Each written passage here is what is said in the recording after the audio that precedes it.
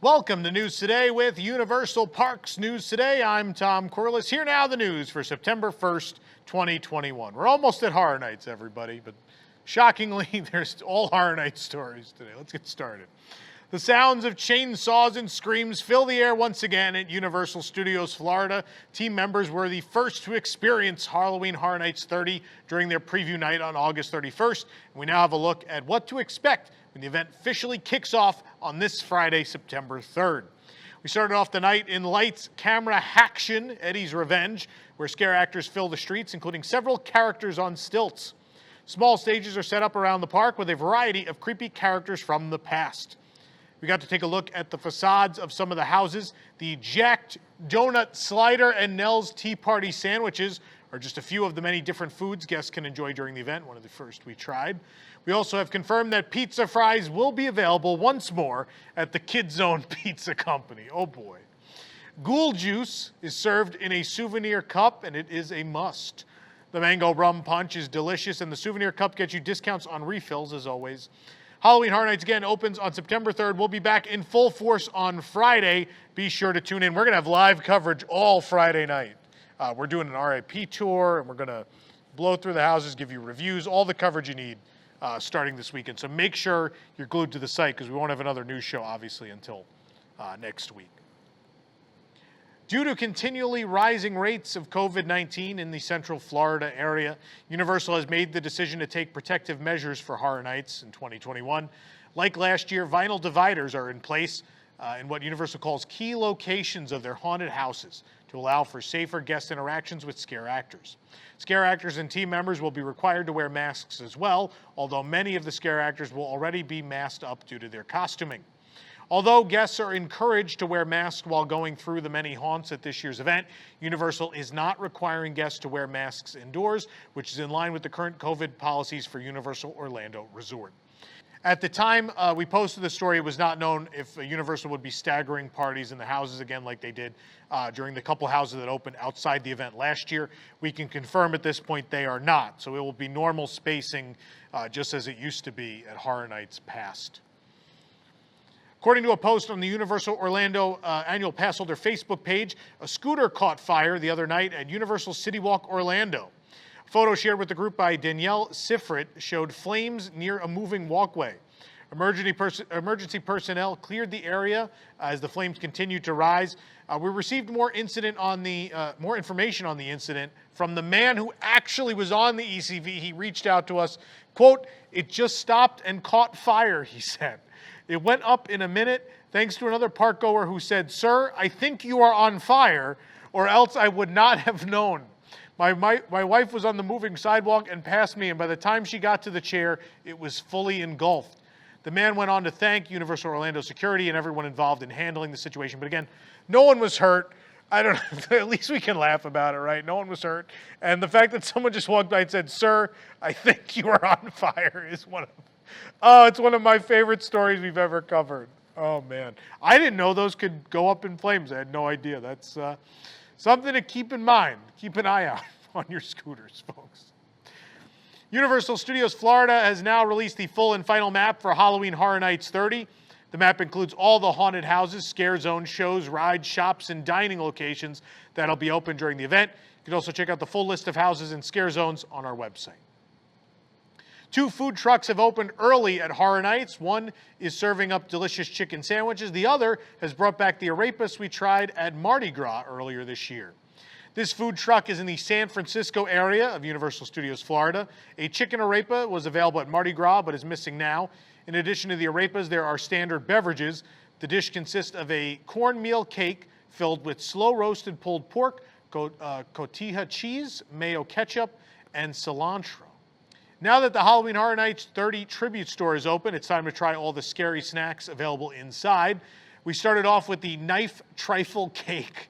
It's a dense sponge cake with raspberry sauce, cream cheese-like frosting, topped with a molded chocolate knife. You get it for $10, and it's highly recommended. We next tried the Bride Wedding Cake, which is a vanilla cake with vanilla buttercream, topped with a hollow dark chocolate bride head, which is filled with a sweet blood syrup, also $10. We then moved on to the 4 different cookie dough bites. The cauldron is chocolate. The one with the knife is red velvet. The white and brown eyeball is peanut butter. And the one with 2 orange eyes is sugar cookie. Each cookie dough bite costs $4.50. Following that, we tried the macarons, including a pumpkin spice flavored jack-o'-lantern, a mint flavored Frankenstein's monster, and a snickerdoodle flavored mummy.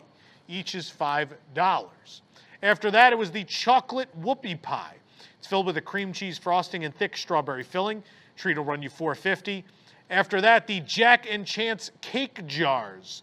The Jack cake jar is chocolate layered cake, and the Chance cake jar is red velvet. Both of their faces can be seen on the front of the jar. $12 each, you get a souvenir out of it, which is cool. And last but not least, our favorite, just based on its look, is this Frankenstein cake. It's a chocolate cake with vanilla frosting layered together. Cake is covered in a green chocolate shell with candy eyes and a nose, mouth, and stitches painted on. It also has black hair dripping down his face. The cake costs $8. You can read our full review of all of these items on our website. We now have the full menus for the food trucks and kiosks that will be available at HHN 30. You can head on over to our website to read all of those menus. It's too many to cover here on the show. It's quite a bit, and there's some really interesting stuff this year. We will be trying all of it too, so stay tuned for reviews as well. The Tribute Store at Universal Studios Florida put out a unique new piece of merchandise recently, a concept art poster. On the poster print is 5 pieces of concept art for the Tribute Store.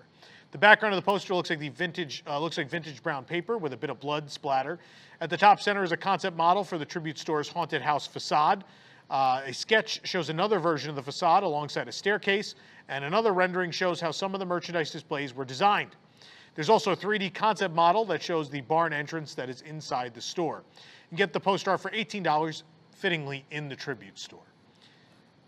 Other new Halloween Horror Nights merchandise continues to pour in to Universal Orlando. For those looking to dress up their phones for Halloween, Universal has you covered with several new U-Design phone cases. These can be found in several gift shops around Universal Orlando Resort, including Islands of Adventure, Universal Studios Florida, and the Legacy Store at Citywalk. Cases start at $30 each. You can see them all on our site.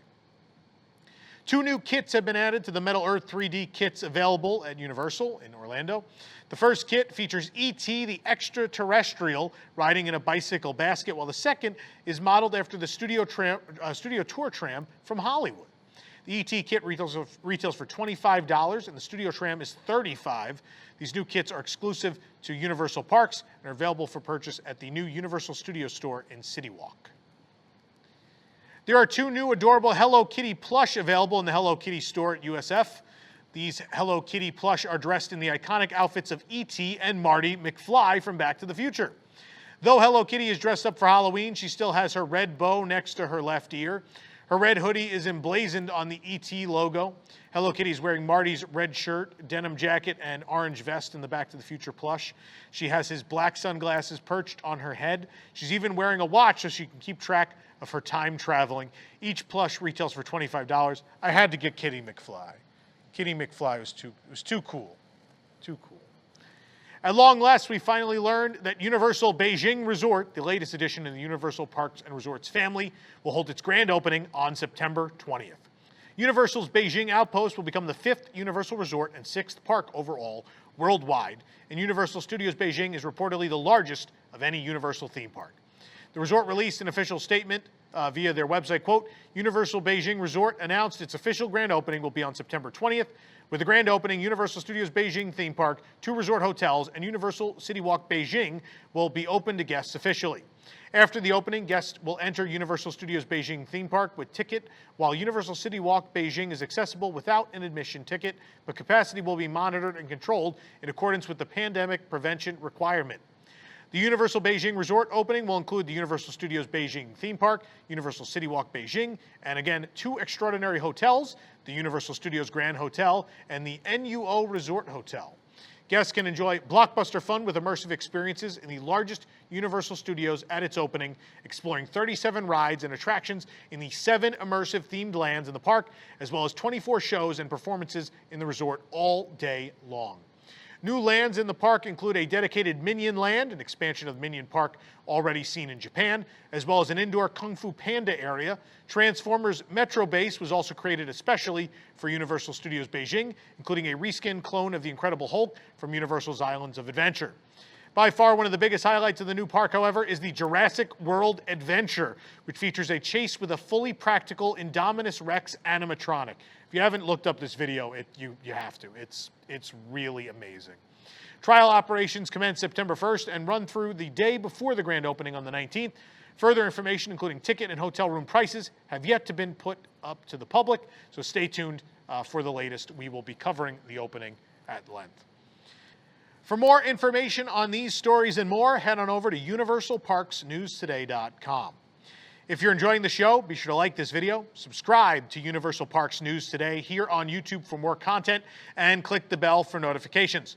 Also, make sure to hit select all notifications so you never miss an episode and you don't miss all of our Horror Nights coverage starting this weekend. For UPNT, this is Tom Corliss saying the future is whatever you make it, so make it a good one. Welcome to Unplanned Downtime, a new home for creative, innovative, and outlandish programming made for Disney fans, including Cosmic Read Live, discussions and Imagineering attractions, Deep in the Plus, reviewing the catalog on Disney Plus, Ink and Paint, celebrating female voices in the Disney fandom, Boxed In, opening mystery packages and viewer mail, Picky Eaters, trying to eat our way across Disney restaurants, WDWNT the RPG, a tabletop adventure set in Tokyo Disney Sea, and more of your favorites. Subscribe now at unplanneddowntime.com. Remember, it's not an accident, it's unplanned downtime.